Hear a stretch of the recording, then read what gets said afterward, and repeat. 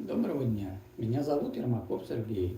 Я практикующий психолог, исследователь, поэт, автор и разработчик природно-ориентированной психологии и психотерапии. Если хотите узнать подробнее, что это такое, в описании к видео есть ссылка. Обязательно переходите и посмотрите. А сегодня мы поговорим о вопросах руководства и подчинения сотрудников. Об этот вопрос ломается мозг очень многих руководителей. И весьма вероятно, мое сегодняшнее объяснение лишь усилит эту поломку. Впрочем, на мой взгляд, так и должно быть.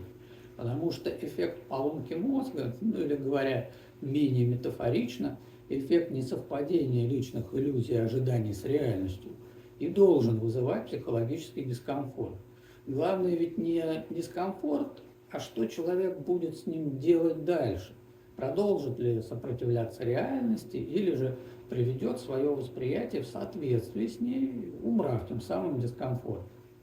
У меня обширный опыт консультирования руководителей с самого разного уровня по вопросам управления коллективом, да и просто общения с ними. И вот одной из ключевых проблемных зон, присущих практически всем им, является наличие встроенной по умолчанию этой мысли, идеи, что так как я руководитель, сотрудники должны мне подчиняться, слушаться, делать так, как я сказал и как я хочу. И вот когда реальность показывает этим руководителям, что сотрудники не всегда подчиняются, что они не объекты, то есть не вещи, а субъекты, то есть носители воли, то руководители в максимальном количестве известных мне случаев начинали негодовать, гнобить сотрудников, увольнять неугодных, прибегать к агрессии, оказывать различное давление. То есть такие руководители попросту сопротивляются реальности вместо того, чтобы разобраться в сути ситуации. А суть ситуации в том, что, во-первых, у руководителя любого уровня должна быть измеряемая цель для решения. И если ее нет, или руководитель ее не знает, то это априори слабый и неэффективный, некомпетентный руководитель. Если мы говорим, допустим, про бизнес, то можно сказать упрощенно, что цель всегда одна – увеличение прибыли. А можно чуть расширить и сказать, что основные цели руководителя, равно как и других сотрудников, определяются при помощи KPI, то есть ключевых параметров эффективности. И вот среди KPI нет такого параметра, как уровень послушания сотрудников или степень подчиняемости персонала. Почему нет? Потому что в бизнесе это не важно. Важно лишь то, выполняется ли цель бизнеса, ну а цель бизнеса – зарабатывание денег. А слушаются ли при этом сотрудники руководителя, подчиняются ли ему и насколько, не имеет значения, ведь у бизнеса нет задачи воспитывать взрослых людей. Во-вторых, руководитель коллектива не является собственником сотрудников. И даже если руководитель является собственником бизнеса или предприятия, он все равно не является собственником сотрудников. Потому что сотрудники – это люди, а люди не являются и не могут являться собственностью, потому что эпоха рабовладения давно закончилась.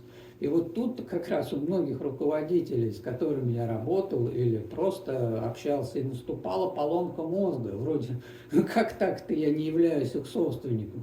Что это значит, эпоха рабовладения закончилась? Но именно на основании этих простых фактов ожидать от сотрудников полного подчинения, выполнения всех своих распоряжений, считай приказов, ожидать отсутствия конфликтов, несогласия со своим видением или решениями, заведомо ошибочная и тупиковая идея, базирующаяся на иллюзии. Вот как раз иллюзия о том, что руководителю должны подчиняться сотрудники, во многом феномен, характерный для постсоветского пространства, основанный во многом на памяти об идеологии тоталитарной советской системы.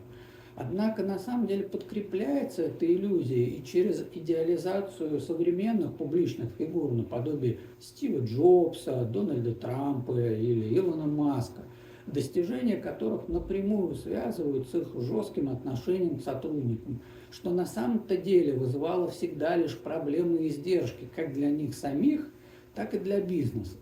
Не говоря уж про влияние разнообразных бизнес-тренеров и прочих продавцов успеха, которые вбивают в голову своих клиентов совершенно искаженные идеи о руководстве при помощи сильной руки. Вот переходя к выводу, отмечу, что требовать подчинения со стороны сотрудников, подавлять их недовольство и протесты, это в лучшем случае означает непонимание руководителем своих профессиональных целей и задач. А в худшем случае, в моем понимании, в худшем случае, это является отыгрыванием своих личных психологических проблематик. Часто имеет место, кстати, и то, и другое одновременно. И хотя в целом-то оба этих пробела можно исправить, но дело в том, что носители подобных иллюзий, на мой, опять же, взгляд, вообще не должны занимать руководящие должности до того, как они от этих иллюзий избавятся. Быть руководителем и быть рабовладельцем или авторитарным диктатором – это совершенно разные вещи. Быть руководителем – это не какое-то самоценное достижение, мгновенно делающее человека лучше других, выше других.